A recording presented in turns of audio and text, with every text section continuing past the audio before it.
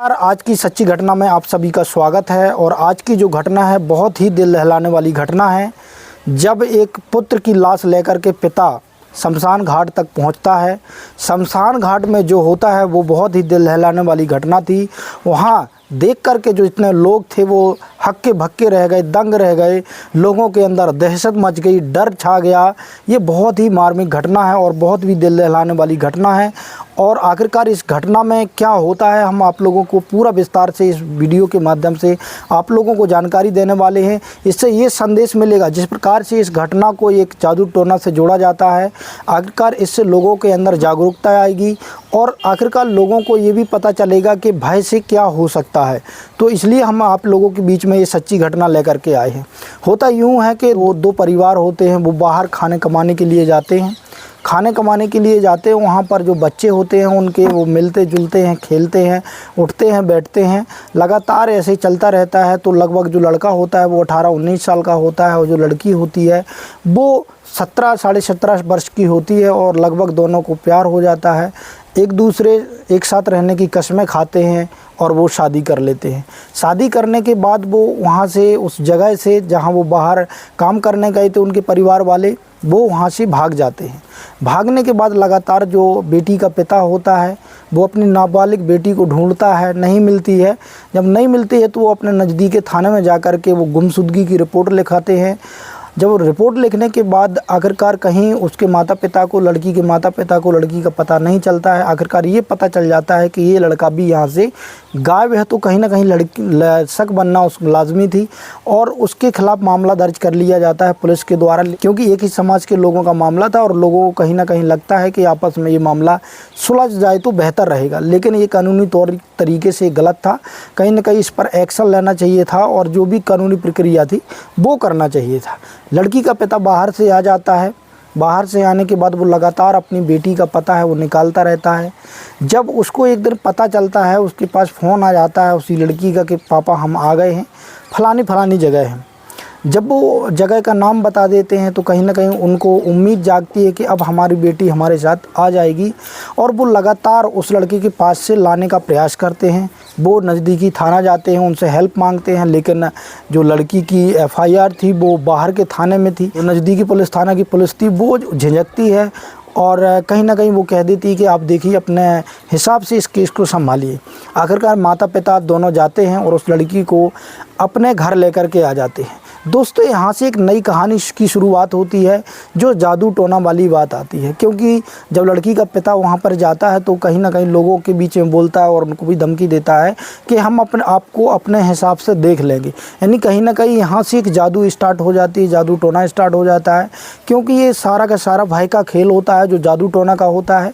वो आने के बाद कुछ ही समय बाद 2-4 दिन बीत जाते हैं। 2-4 दिन बीतने के बाद जो लड़का है वो धीरे धीरे बीमार पड़ने लगता है और उसकी तबीयत ज़्यादा बिगड़ती जाती है। जो उसके परिवार वाले होते हैं लगातार बच्चे को इलाज करवाने का प्रयास करते हैं। वो लगातार जो झाड़ फूंक वाले ओझा होते हैं उनके पास जाते हैं लगातार, लेकिन शक तो उनको इसी प्रकार की थी कि उन्हीं लोगों ने कुछ ना कुछ जादू टोना करवाया है। तो वो दवाई में ना ज़्यादा विशेषकर ध्यान देते हुए वो कहीं ना कहीं इस पर लगे हुए थे कि जो जादू टोना करवाया गया है वो निकल जाए। और लगातार उनकी शक है वो जाहिर हो रही थी और लगातार वो लोगों से कह भी रहे थे कि फलाने व्यक्ति ने मेरे बच्चे के साथ ऐसा किया है, काला जादू करवाया है जिसके कारण मेरे बच्चे की तबीयत ख़राब है। लेकिन वो अस्पताल तो जाते हैं, लेकिन अस्पतालों में भी ज़्यादा समय तक नहीं रहते, क्योंकि उनको शक एक अलग चीज़ का है। यहाँ पर जो भय का खेल है वो शुरू हो गया था। उनके अंदर ये भय थी, क्योंकि वो उन चीज़ों को मानने वाले व्यक्ति थे। उनके अंदर ये भयानक भय अंदर घुस गई थी कि आखिरकार हमारे बच्चे को इन्होंने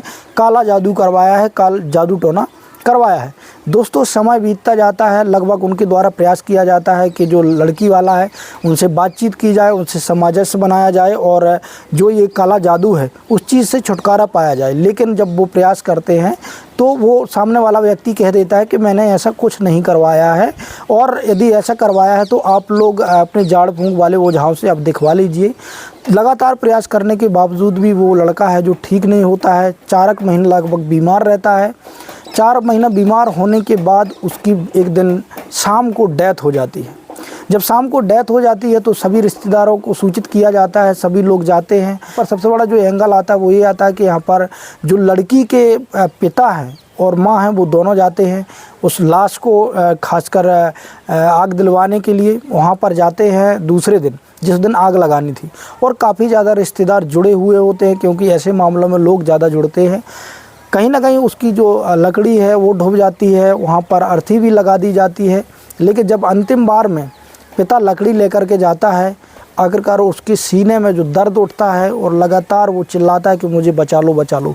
लोगों के अंदर अफरा तफरी मच जाती है, लोग और ज़्यादा भयभीत हो जाते हैं, क्योंकि कहीं ना कहीं ये जादू टोना का मामला इस पर जोड़ा जा रहा था, तो और ज़्यादा भयभीत हो जाते हैं और लोग डर के मारे तितर बितर हो जाते हैं। और इतना भयानक वहाँ का मामला देखने में लगता है, इतना भयावह हो जाता है कि लोग वहाँ से भागने की सोचते हैं।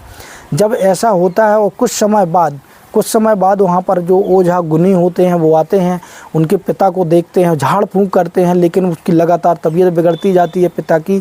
वहाँ एक लाश सजी हुई है लड़के की ले जाने के लिए, लेकिन यहाँ पर पिता की जब ज़्यादा तबीयत बिगड़ती जाती है तो ओझा गुनी सारे लोग लग जाते हैं ठीक करवाने में। लेकिन दोस्तों कुछ ही समय बाद उनकी मृत्यु हो जाती है। यहाँ पर जब ये घटना हो जाती है तो ये बहुत ही भयावह हो जाती है, पूरे गांव में शोक का माहौल छा जाता है।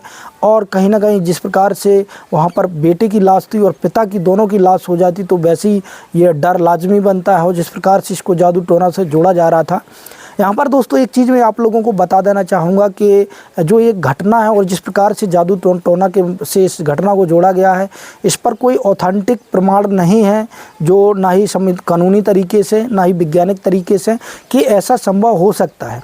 यहाँ पर जो पूरा का पूरा खेल होता है वो भय का होता है। भय के कारण जब लोगों के अंदर भय होता है, जो हमारी मानसिकता होती है, जो अंदर की खासकर जो हमारे विचार होते हैं, जब उस प्रकार के विचार होते हैं तो डर हमारे मन के अंदर भय रहता है। और उसी हिसाब से डर के कारण और भय के कारण लोगों के अंदर जो हार्ट अटैक जैसी बीमारियां होती हैं वो उत्पन्न हो जाती हैं। तो कहीं ना कहीं ऐसा यहाँ पर मामला देखने को मिला। लेकिन वहाँ पर पिता की मृत्यु होने के बाद भी उनके परिवारजनों के द्वारा पुलिस को बुलाया जाता है, पुलिस को सूचित किया जाता है। पुलिस वहाँ पर आती है और देखती है, आखिरकार उन लोगों को समझाने की कोशिश करती है कि आप लोगों के जो बच्चा था वो 4 महीने लगभग से बीमार रहा है, ऐसा हम लोगों को पता चला है। और जो इनकी मृत्यु हुई है ऐसा प्रतीत हो रहा है कि इनकी हार्ट अटैक से मृत्यु हुई है। लेकिन परिवारजन के लोग लगातार इस चीज़ को डिनाई करते और कहते हैं कि इसमें कुछ ना कुछ हुआ है, इनका पोस्टमार्टम कराना चाहिए। दोस्तों पोस्टमार्टम कराया जाता है। पोस्टमार्टम कराने के बाद 1-2 दिन बाद उन दोनों की लाशों को आग दे दी जाती है। और जिस प्रकार से पोस्टमार्टम में ये सामने निकल कर के आया कि जो बच्चा था वो 4 महीने लगभग से बीमार था, बीमारी से वो लगातार जूझ रहा था, तो उसकी मृत्यु है जो बीमारी से हुई थी। और जो पिता की मृत्यु हुई थी वो घबराहट के कारण जो हार्ट अटैक आया था उससे हुई थी। लेकिन आज भी वहाँ के लोगों में इतना ज़्यादा भय है लोगों के अंदर, वो निकलते नहीं हैं डर के मारे। और उनको पूरी तरीके से कहीं ना कहीं शक है, वहाँ पर लोग आसपास के लोग भय के कारण बीमार होने लग गए कि अब वो लोग भूत बनेंगे और इसी प्रकार की घटनाएं होंगी। तो ये बहुत ही भयावह घटना थी। लोगों को यहाँ पर जागरूक होने की ज़रूरत है कि ऐसी कोई चीज़ें नहीं होती हैं, जादू टोना और वाली जैसी कोई घटनाएं नहीं होती हैं। यदि ऐसा होता तो जो हमारे देश में आक्रमण करते हैं उन लोगों को एक ही बार में हमारे देश के लोग उनको मार गिराते।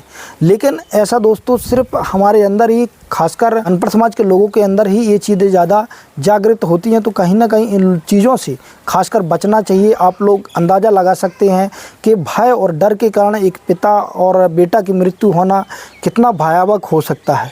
तो कहीं ना कहीं ऐसे लोगों से आप सतर्क रहें। आप ऐसे खासकर जादू टोना वाले लोगों से आप बचें और ऐसी जो घटनाएं होती हैं इन लोगों से सतर्क रहें। जादू टोना की यदि कोई आपको डर दिखाता है, धमकाता है, तो ऐसे मन के अंदर अपन ने पाप ना लाएं कि ऐसा हो सकता है, क्योंकि ऐसा होता नहीं है। ना ही इसको विज्ञान ने प्रमाणित किया है, ना ही कोई कानूनी तौर पर इसको प्रमाणित किया है।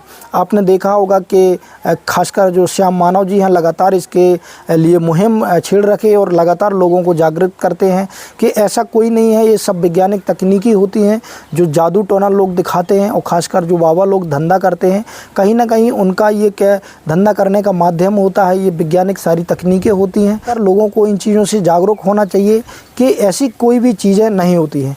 आखिरकार कहानी आप लोगों को अच्छी लगी हो, आप लोग भी चाहते हैं कि लोग जागरूक हों, तो इस कहानी को ज़्यादा से ज़्यादा शेयर करें, एक बार लाइक करें, कमेंट करें और हमारे चैनल को सब्सक्राइब करें। धन्यवाद। जय भीम। नमो।